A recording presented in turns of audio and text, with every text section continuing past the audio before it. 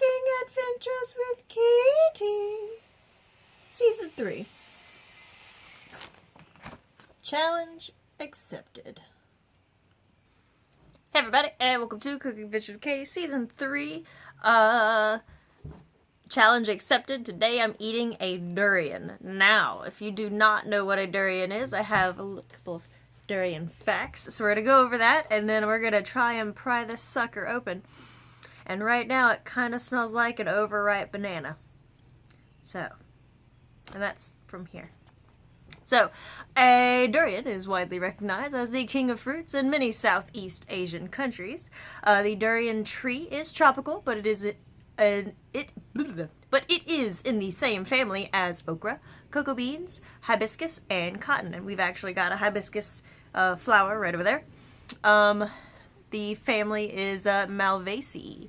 It is native to Brunei, Indonesia, and Malaysian rainforests. Only 9 of the 30 Durio species are known to be edible. Durian fruit is distinctive for its large size, unique odor, and formidable thorn-covered husk. It is sharp, so I have gloves for doing this with. The flesh or pulp of the durian can be consumed at various stages of ripeness. The seeds are safely eaten after boiling, but are bland. Its edible flesh emits a distinctive odor, which can be described as robust and penetrating. People express diverse opinions ranging from profound gratitude to disgusting. Durians are rich in dietary fiber, which makes it a good bulk laxative, so good healthy poopies. And it contains 33% of your daily value of vitamin C. It is an excellent source of your B-complex vitamins, which is rare in fruit. Let's see, it contains a good amount of minerals, like 14% of your daily value of manganese, 23% for copper, 5%, what are you doing? 5% iron, and 7.5% magnesium. I don't know if that dot was supposed to be there, so it's either 7.5% magnesium or 75% magnesium. A fresh durian is very rich for the source of potassium, which is 9.5% of your daily value. It has high levels of tryptophan, which is an amino acid, which means it's a protein. She's a dork. Let's see, when purchasing, choose a durian with a firm stalk. The smell is, quote, indescribable. Something you will either love or despise. And, as I was reading, the riper the fruit, the, more the worse the smell gets. So, like I said earlier, right now this kind of smells like, an overripe banana. Uh-oh, it's raining. Let me let her in. Alright, so we will be opening this in a similar fashion to how we would do our squashes. However, we are doing this on the garage floor because this is sharp. And I don't really have a table or anything that I could put this on. I could put it on the David's workbench, but I don't think he'd appreciate it. And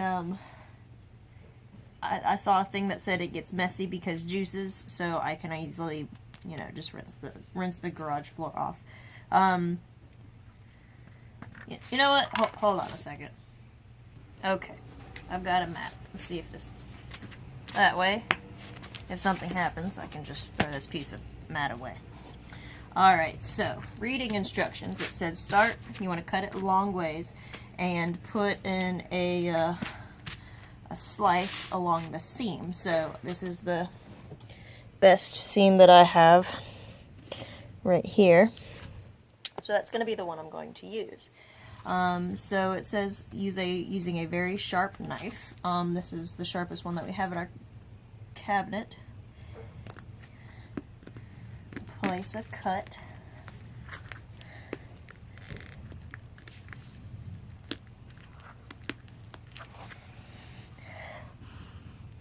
Whoa. That is a different smell. Whoops. Let's see if I can hit it. All right.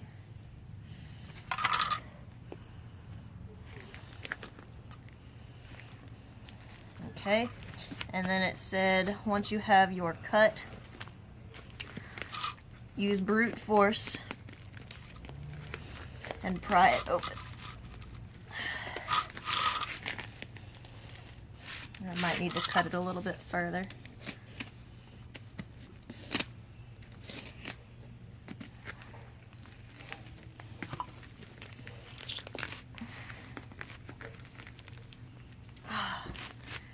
Oh, that's okay.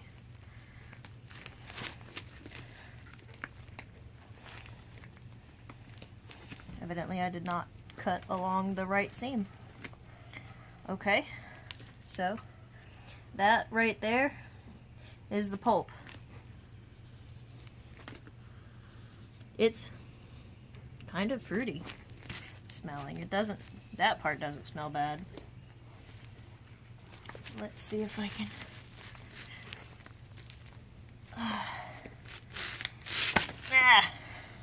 Alright. Alright, so as soon as I hit pause, I managed to find the rest of the seam. So it looks like gross is what it looks like. That is absolutely disgusting looking. Okay, so there's that, and then we take the knife and then split them out into sections. So I'm not gonna make you sit through that. So I'm gonna split these up and we'll come back. Alrighty then. Alright, we're back inside. The rain decided to come down. Durians. So the smell overall wasn't as bad as I thought it would be. I'm sitting here expecting like death and destruction upon my nostrils. But it's really just interesting is the simplest way for me to put it, because the smell is not indescribable, but it's not necessarily something you want to describe food that you're about to eat. So here's what it is. These are the edible portions. Now within this edible portion there are hard bits, which are the seeds.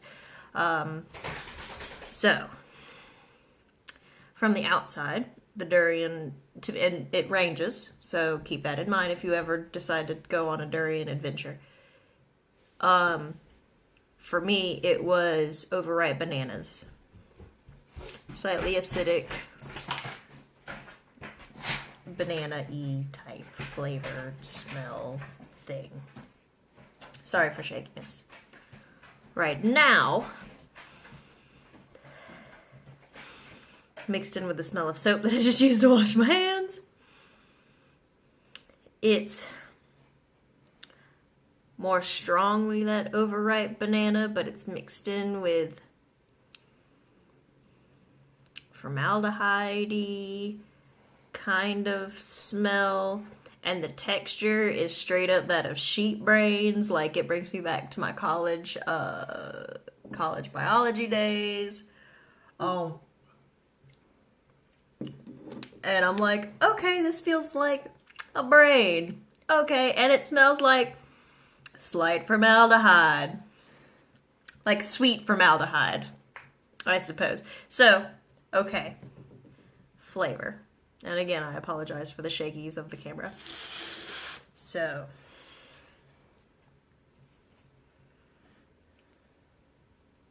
yeah, definitely Halloween, little kids, where you have the whole, these are the intestines, and this is the brains, and these are the eyes, with the whole, like, grab bag thing, where the, like, shaved grapes and spaghetti noodle brains. Right here, brains. Okay, so.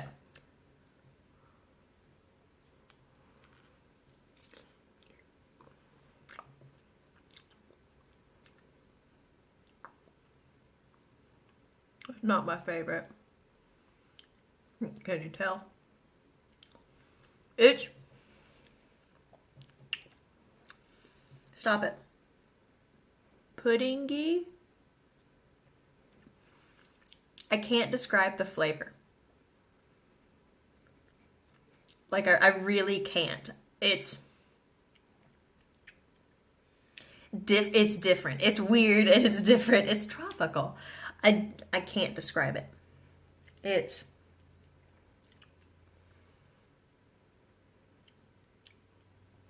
custard? Maybe? Yeah. I'm not going to be able to eat all of this. My boss said she wanted a piece of durian, and I'm going to bring her the rest of it. Say good luck. Yeah, I'd say probably custardy, but I have a 3-bite rule. After 3 bites, you can say whether you officially like it or not. With something new. This is something new. And that was bite 1. First impression, not my favorite. Kind of custardy. Okay, bite 2.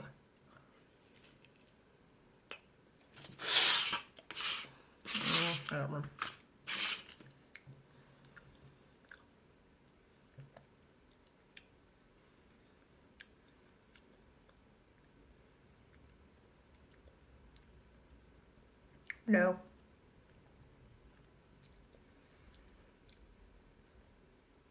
For some reason, it's bringing to mind ramen, but in a bad way.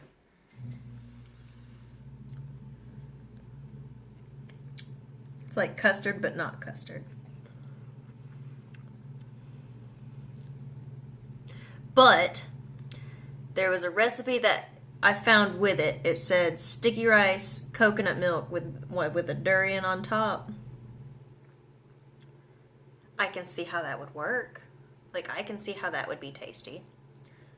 To maybe mix the flavors up. Not by itself. Alright, bite 3. Oh, here's the seed.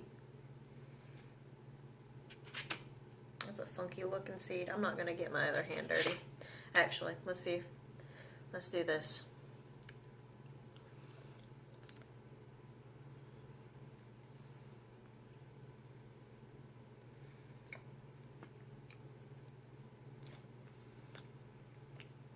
Okay. I'm sorry, I'm smacking, guys.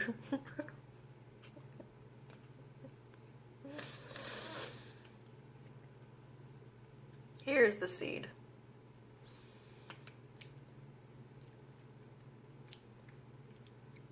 No, this is gross. It's...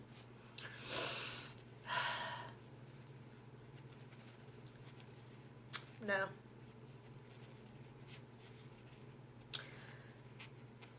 The king of fruits. Ladies and gentlemen. No. No. I hope my boss enjoys this durian because she's going to get the whole dang thing.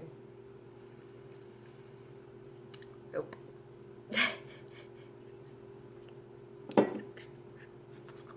Blah. I certainly hope y'all enjoyed this episode, because I did not.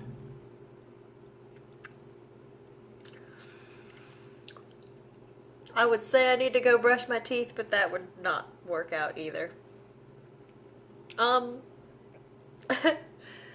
Okay, so I hope y'all enjoyed this episode. And if y'all have any suggestions for challenges, send them my way, because I'll do them. There will be a jackfruit episode in the future. I know that because my boss is from Caribbean islands, like tropical areas. Like, I want to say she said Costa Rica, which I know is not tropical, but at the same time, like, she said jackfruit is a regular thing that she's eaten. And she's never had a durian. So she told me, she's like, if you bring me some durian, I'll bring you some jackfruit. So there will be jackfruit in the future. I know that.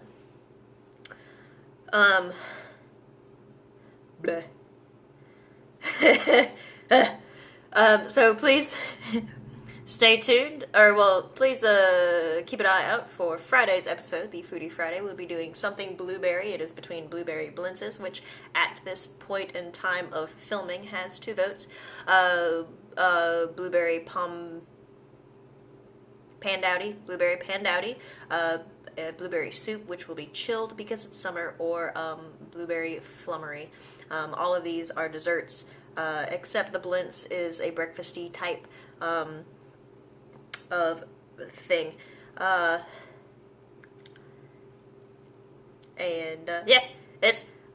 gonna go and wallow off camera. So I'll see y'all Friday, guys. Bye.